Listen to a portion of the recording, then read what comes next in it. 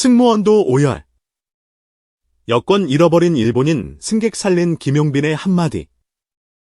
이 한 줄의 제목만으로도 이미 이야기의 결말을 알고 있는 것 같지만 그날 아침 도쿄행 비행기 안에서 실제로 벌어진 장면은 어느 드라마 대본보다 더 극적이었고 어느 예능의 기획보다 더 치밀하게 인간의 마음을 흔들어 놓았습니다.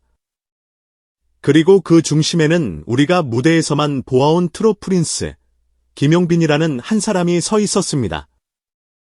노래 잘하는 가수 정도로만 알고 있던 이름이 하늘 위 1만 미터 상공에서 한 사람의 심장을 붙잡고 수십 명의 하루를 구해낸 순간부터 완전히 다른 의미로 다가오기 시작했습니다. 그날은 서울에서 도쿄로 향하는 일은 아침 비행편이었습니다.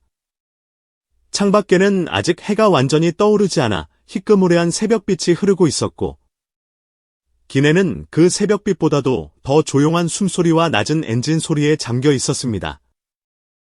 대부분의 승객들은 이어폰을 끼운 채 눈을 감고 있었고 어떤 이들은 피곤이 덜 가신 얼굴로 조용히 잡지를 넘기고 있었습니다.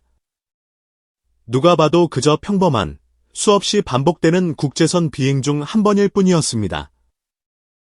그 조용한 객실 한가운데 창가 쪽에 모자를 깊게 눌러 쓴 한 남자가 앉아 있었습니다. 전날 밤 늦게까지 일본 공연 리허설과 스튜디오 녹음을 마치고 겨우 눈을 붙인 채 공항으로 이동했다는 익숙한 엔터테인먼트 업계의 스케줄을 짐작하게 하는 피곤한 눈빛. 그러나 그의 옆을 지나가던 몇몇 승객들은 순간 눈을 동그랗게 뜨며 속삭였습니다. 저기, 혹시 미스터 트롯에 나왔던 그 김용빈 아니야? 사진으로만 보던 얼굴이 눈앞에 있다는 설렘이 순간 객실 한 구석을 스치고 지나갔지만 누구도 큰 소란을 내지 않았습니다. 그는 늘 그렇듯 수줍은 미소로 가볍게 고개를 숙여 인사했고 주변의 휴식을 방해하지 않으려는 듯 다시 조용히 창밖을 바라보았습니다. 비행기는 이륙했고 안정 고도에 들어가자 승무원들은 익숙한 동선으로 음료와 기내식을 준비하며 통로를 오갔습니다. 규칙적인 엔진 소리가 마치 자장가처럼 객실을 감싸며 시간이 느리게 흘러가고 있던 바로 그때 공기의 온도를 한순간에 얼어붙게 만드는 소리가 뒤쪽에서 터져 나왔습니다. 의자가 세게 밀리는 소리, 그리고 그와 동시에 객실 뒤편에서 벌떡 일어나 울부짖듯 쏟아지는 빠른 일본어. 사람들의 시선이 일제히 뒤로 쏠렸습니다. 거기에는 얼굴이 새하얗게 질린 중년의 일본인 남성이 서 있었습니다. 두 손은 제어하지 못하는 듯 부들부들 떨리고 있었고 입술은 바짝 말라 제대로 맺히지도 못한 단어들을 허공에 뿌리고 있었습니다. 처음에는 단순한 불편함 정도로만 보였습니다. 하지만 그의 눈동자에서 초점이 사라지고 어깨가 과호흡 때문에 미친 듯이 들썩이는 순간 승객들 사이로 스멀스멀 두려움이 번져가기 시작했습니다. 가장 먼저 달려간 건 역시 승무원들이었습니다. 기본적인 일본어 교육을 받은 승무원 한 명이 서툰 발음으로 괜찮으신가요? 어디 불편하신가요? 하고 다가갔지만 이미 공포에 완전히 사로잡힌 그 남성은 질문조차 제대로 듣지 못하는 눈치였습니다. 오히려 더 빠르게, 더 크게 일본어를 쏟아내며 손짓을 섞어 무언가를 설명하려 했습니다. 주변 승객들의 표정이 급격히 굳었습니다. 저기 무슨 사고 난 거야? 건강 문제가 생긴 건가? 혹시 다른 위협은 없는 거야? 작은 목소리로 속삭이는 말들이 여기저기서 새어나왔고 그 조용하던 객실은 순식간에 숨을 죽인 공포와 긴장으로 뒤덮였습니다. 그때였습니다. 앞쪽에서 조용히 눈을 감고 있던 한 남자가 아주 천천히 그러나 단호하게 허리를 펴는 모습이 보였습니다. 그가 바로 김용빈이었습니다. 그는 한번 깊게 숨을 들이마셨다가 내쉬며 뒤편에서 벌어지는 상황을 똑바로 바라보았습니다. 수많은 관객들 앞에서 감정을 다스리고 호흡을 조절하며 무대를 이끌어온 수백 번의 경험이 전혀 다른 종류의 무대에서 다시 작동하기 시작한 순간이었습니다. 하지만 그는 성급하게 자리에서 벌떡 일어나지 않았습니다. 나중에 그가 들려준 이야기 속에서 그 순간 그의 머릿속을 스쳤던 첫 생각은 이랬다고 합니다. 내가 나서는 게 진짜 도움이 될까? 아니면 괜히 더 혼란을 키우는 건 아닐까? 자신이 가수이자 공인이라는 사실이 이 긴박한 상황을 마치 뉴스거리나 예능 장면처럼 소비되는 소동으로 만들어 버리지는 않을지 그 두려움이 먼저 찾아왔다고 그는 고백했습니다. 그러나 점점 더 거칠어지는 일본인 승객의 숨소리, 눈앞에서 어떻게 해야 할지 몰라 서로를 바라보며 우왕좌왕하는 승무원들의 떨리는 눈빛, 그리고 객실 전체에 퍼져가던 공포의 공기. 그 모든 것을 바라보면서 그는 더 이상 눈을 감고 있을 수 없었습니다. 누군가가, 그것도 지금 당장, 진심으로 그리고 절박하게 도움을 요청하고 있다는 사실은 음악보다 먼저 가슴으로 들렸습니다. 마침내 그는 결심한 듯 조용히 안전벨트를 풀었습니다. 고개를 조금 숙인 채 통로 쪽으로 몸을 기울이자 옆좌석에 앉아있던 승객이 놀란 눈으로 그를 바라보며 낮은 목소리로 속삭였습니다.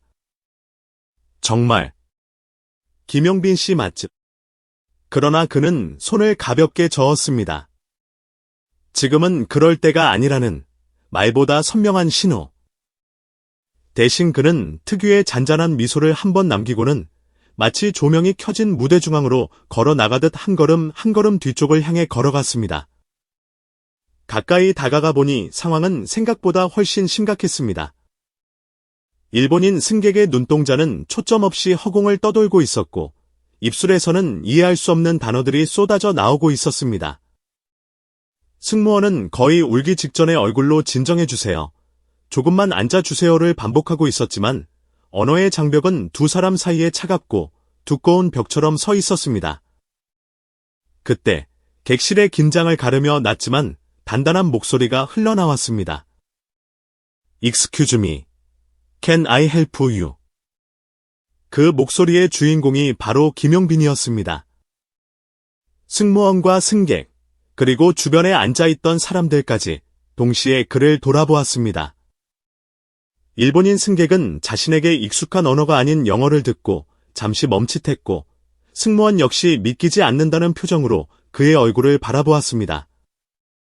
그러나 정작 가장 침착했던 사람은 그 시선의 정중앙에 서 있던 김용빈이었습니다. 마이크도 없고 조명도 없었지만 그는 이미 알고 있었습니다.